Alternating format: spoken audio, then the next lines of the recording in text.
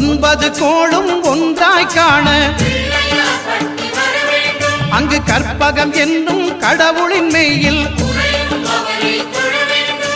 சூரியன் முதலாய் 9 கிரகமும் பலவித குணங்களை கொண்டிருக்கும் எங்கள் கற்பக தருவில் அவை வரும்போது ஒன்றாய் சேர்ந்து பலனளிக்கும்.